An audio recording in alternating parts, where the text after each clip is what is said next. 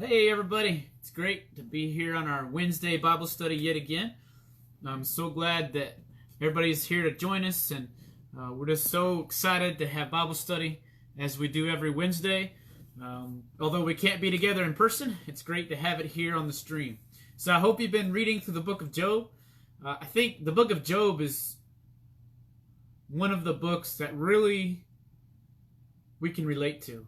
Because as we read through the book of Job, it seems like Job asks a lot of the questions that we ask. It seems that he interacts with his friends, his family, his neighbors in the ways that we interact with ours whenever we're going through suffering. And so I think that one of the great things about the book of Job is we can relate to him. We like to ask the same questions he asks. We like to think the same way that he thinks. We like to look in our lives and see where it is that we feel like we might have gone wrong. Why is it that these things are happening to us? I mean, y'all can go ahead and put in the comments below, how often have you asked these same questions Job asks? Why? Why? Why me? And I think that's one of the great things about this book is that we relate to Job as he asks these questions, and we feel a lot of the pain that he feels as we go through our own suffering. But one of the things that we learn in the very beginning is actually how different Job is than we are. What I mean is, you see that Job is blameless. Now, I think that's pretty interesting because we look at our own lives and we know that we aren't blameless. And so we are even more interested in what happens to Job because of how upright Job is, how much of a follower of God Job is, how faithful he is to everything that God asks of him. So my question to you, and you can put it in the comments here or talk about it whenever we finish here today, but what does the fact that Job lives a good life, yet bad things happen to him, what does that mean to us? Right? Because one of the things that we feel so often is good things happen to good people. How many of y'all have ever heard that quote? It's a really famous quote in our culture because so many people believe it. They believe that if you're good, good things will happen. But I think one of the important parts of Job that we learned today is it doesn't necessarily matter how good or bad you are. Both good and bad things happen to you. And so I think that's part of what really speaks to us about Job is we see how good of a person he is, how much he fears God, and yet bad things happen to Job. Not only a few bad things, not only a little bit of bad things, but a ton of bad things. And you look at Job and each bad thing that happens, you're like, well, it could be worse, but then it is. And then you're like, well, it could be worse, but then it is. It's like every single thing that we're told in the beginning is something that Job has, right? He has a lot of animals. He has a lot of wealth. So one of the scholars in my study Bible notes that in the ancient Near East, wealth was measured, one of the ways wealth was measured was by the amount of livestock that you have. So we see that Job has a lot of livestock. And then another way that wealth was measured is by the amount of children that you have. And Job has a lot of children. And so we see that the two areas that would really talk about and really speak about Job's wealth are all taken from him. And so we're like, okay, well, all these terrible things are happening, but Job still has his health, and then we see that is taken away too. So the fact that Job lives this good life, yet terrible things happen to him, what does that mean to us? I think it goes against that cultural thing that we believe sometimes that says if you're good, good things will happen. Well, that's not necessarily true. And I think what I've learned in my life, and many of you probably as well, is that sometimes bad things just happen. And sometimes good things happen to bad people. It can go both ways. Now, I think something really interesting to note here too is what Job does on behalf of his children. Because we see that his children participate in these parties and they have these big get-togethers, these big gatherings. And the scripture tells us in chapter 1 that after these parties would end, that Job would go and make a sacrifice on his children's behalf, just in case they committed sins. Now, what does that mean about the kinds of parties his kids were having? What does that mean about the things that were going on at these big gatherings? What does that mean about the actions of his children? I think that it points to the fact that there was probably some bad things going on. There was probably some sin taking place. And it wasn't the children who were making amends with God. It wasn't the children who were asking for forgiveness. It wasn't the children who were seeking God out. It was Job trying to do it on behalf of them. And so I think that kind of shows us that Job is going and doing above and beyond what he even feels like he needs to, because he wants to make sure that they're not sinning, but the children aren't looking in their own lives. They're not making these own decisions for themselves. They're not looking at their own sins and their own actions, their own activities. So it seems to me that we have kind of a place here that Job is going above and beyond on their behalf, but they're not living into the forgiveness themselves. They're not going toward God themselves. They're not taking the action that they should be taking. And so I think that's important to note here is Job is making the sacrifices, but the children really should be making their own sacrifice. They really should be making their own amends with God. And I think that's something we need to pay special attention to in our own lives is, are we asking for forgiveness for our own sins? Are we ensuring that our children are asking forgiveness for their own sins? Or are we the ones trying to seek the forgiveness for them? But let's go on to chapter 2. So in chapter 2, it tells us that Job loses even his health, but still does not sin, still does not curse God. So what does that say about Job? I think it says that no matter how bad things are getting for Job, that he's staying faithful to God. That no matter how much suffering, no matter how much pain, no matter how many moments of darkness, no matter how much moments of sheer agony Job is going through, he is staying faithful to God. He is keeping his relationship with God in such a way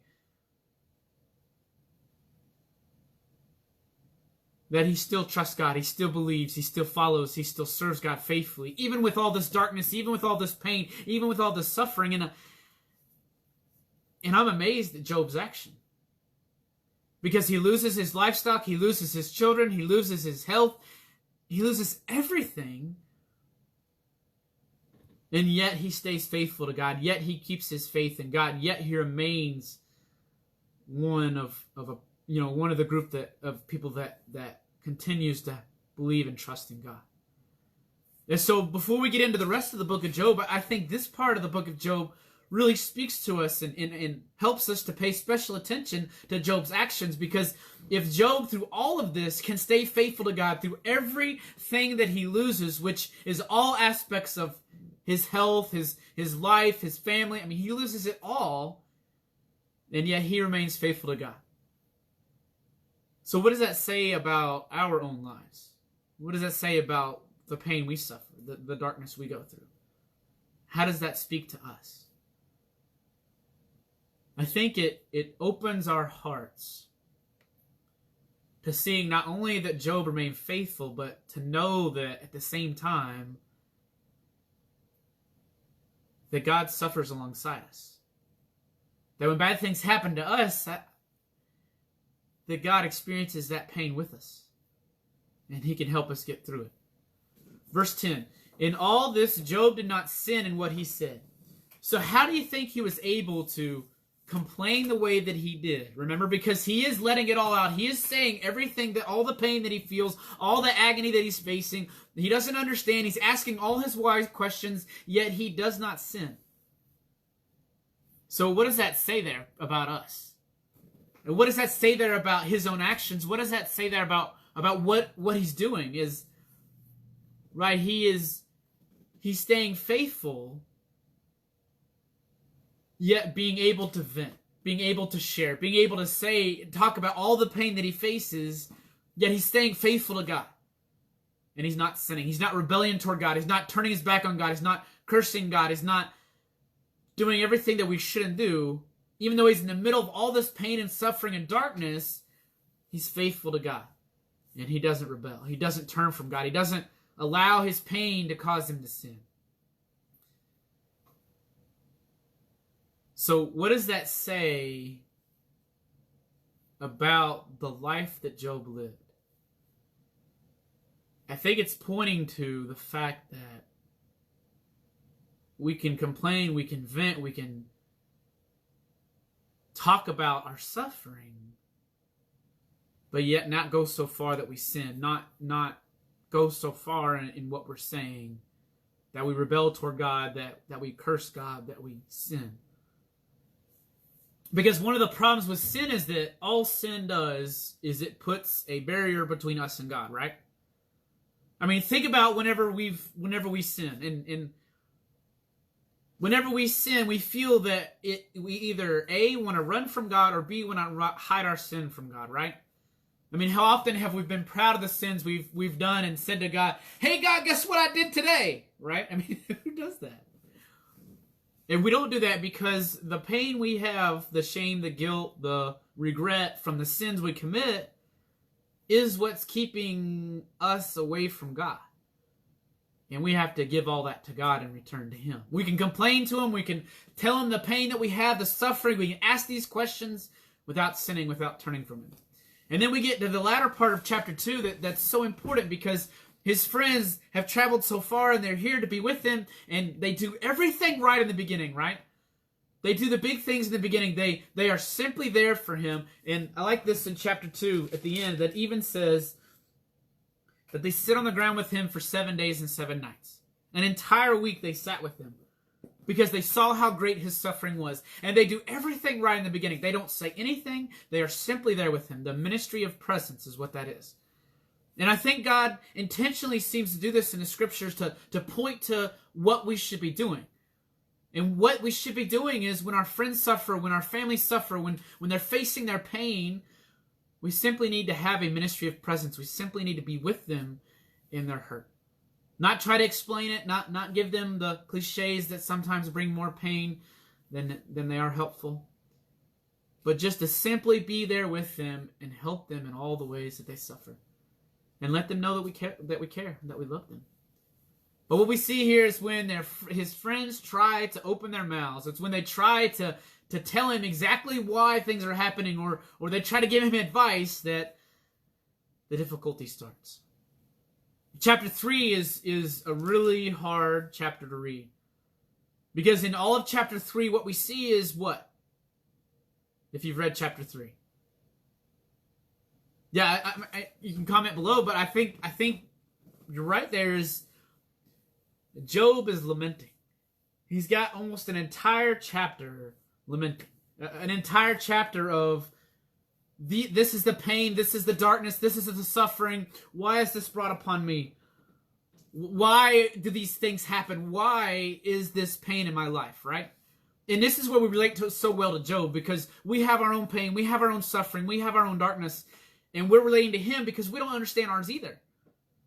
We feel like we do everything right and we follow God as much as we can. We serve him as faithfully as we can. And bad things still sometimes happen. And so we have these same questions that Job had. And we say to God, why is this happening? And we like to explain to God about all the pain we're going through, even though he already understands. But it gives us an opportunity to share with him this pain that we have, this suffering we have, this darkness we have. And I really like reading chapter 3 because a man who's so close to God, who faithfully serves God, who doesn't sin, right?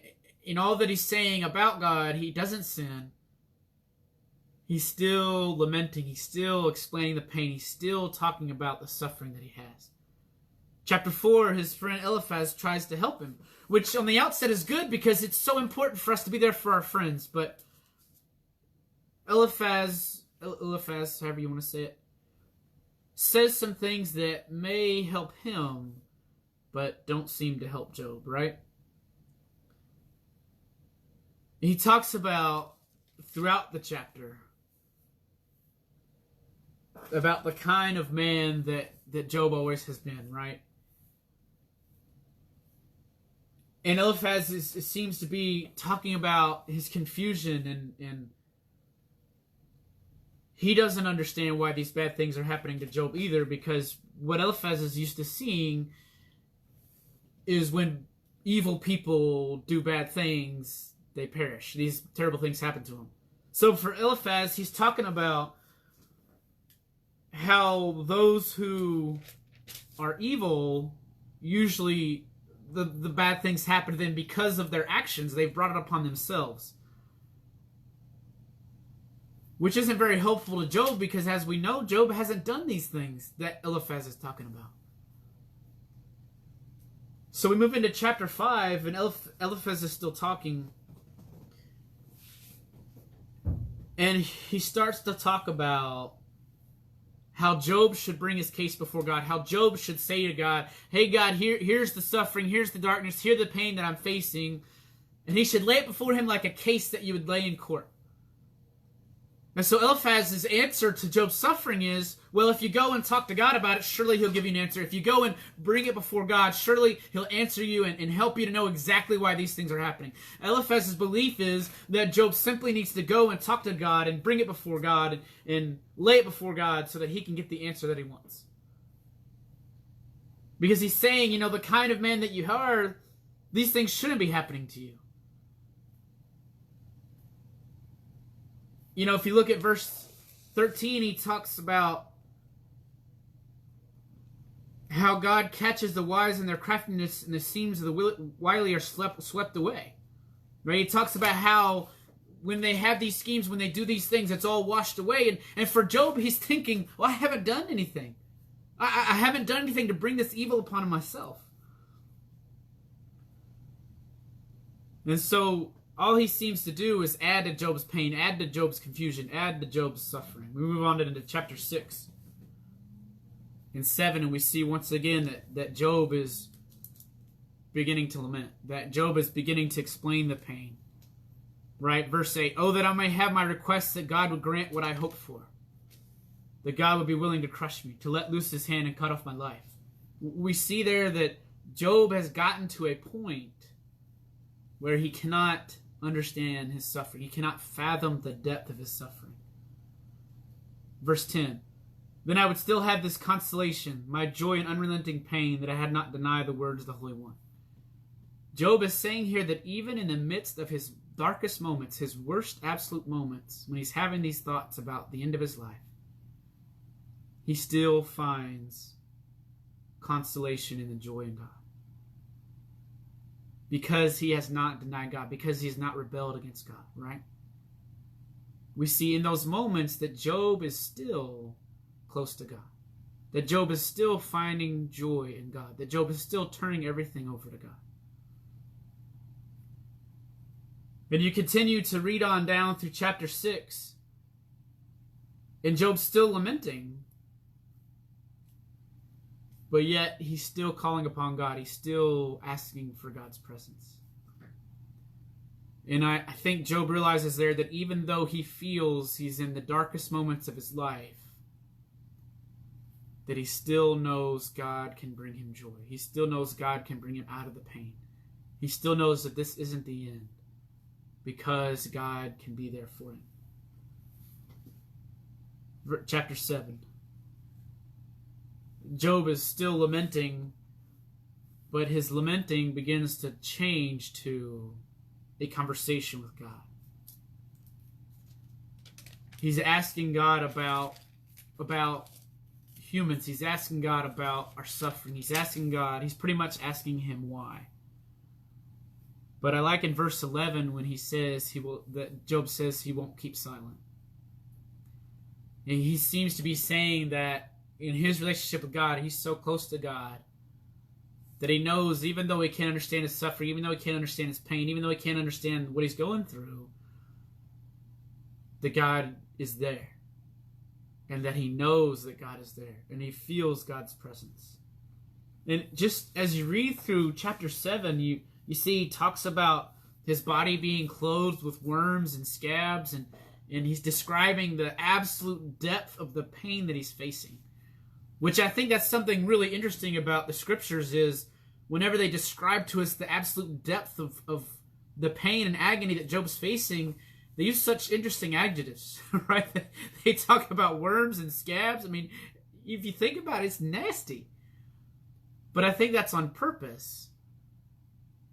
to help us see the absolute depth of pain Job is in, the absolute agony that he's feeling. Right, we get on toward the end of chapter 7, and he's talking about that he's just feeling as if he's lost, right? He's feeling as if he can't be found through the depth of his pain. In chapter 8, his other friend speaks up. His other friend's getting ready to help. His other friend is getting ready to give him advice. So, chapter 8, Bildad gives him his advice. Now, notice verse 4 talks about, Bildad notices and talks about that Job's children were sinning against God. And remember, we talked about in chapter 1 that Job would make those sacrifices after their parties. So we see here that people noticed the sins they were committing because Bildad saw that. And so we do have our answer there that the children were sinning like we thought. But you read on down through chapter 8, and you see that Bildad is talking about the hope of the godless perishes. But thankfully, God will be there in times of trouble. So even though Bildad doesn't seem to understand why Job is suffering, verse 20 talks about how God will not reject him. God will not reject Job. That God will be there with Job. That God will answer Job's prayers. That God will give Job his presence. And I really love the advice that Bildad ends with in 21 and 22. Although he said, some things that weren't helpful through a lot of what he said, I think what he says in 21 and 22 are helpful. Because he talks about the joy that God will bring him.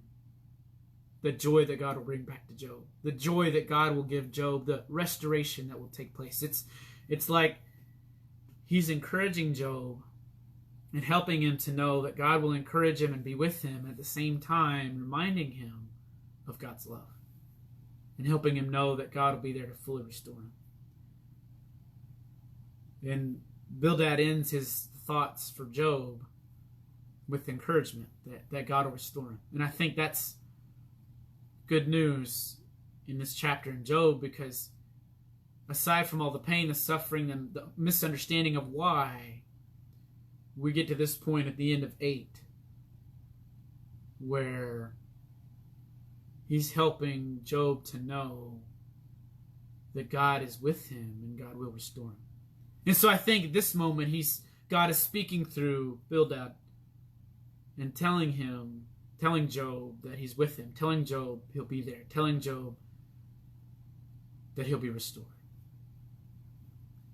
What do y'all think about chapter 8? Put it in the comments below. But we'll start tomorrow on chapter 9, read through a chapter every day, and then we'll have our Bible study next week, Wednesday, probably 3:30, around that time. That's a good time for us to have it. Seems a good number of you are able to jump on the stream at that time, so I'm thankful for that. Let's pray. God, as we gather here in this Bible study, we just give thanks to you for your presence. We give thanks to you for your joy. We give thanks to you that in the midst of our suffering, in the midst of our pain, in the midst of our darkness, that even though we don't understand it, that thankfully you are there to be with us. And I think you're speaking through the book of Job when you tell us that you suffer alongside us and that you feel our pain. And that you will help us to be brought out of our darkest moments, to fully experience your love, your grace, your restoration in ways we can't even imagine. In Jesus' name, amen. Thankfully, the book of Job is a book that laments and laments and talks about pain and talks about suffering, and talks about darkness, and yet brings us into hope. And so we'll start chapter 9 of Job's reply and move our way through the hope that we see in the book come next week. So I'm so grateful for all of you that joined here today, and I hope you all have a great week reading the book of Job and seeing the joy we can have in the midst of our suffering. Thanks be to God.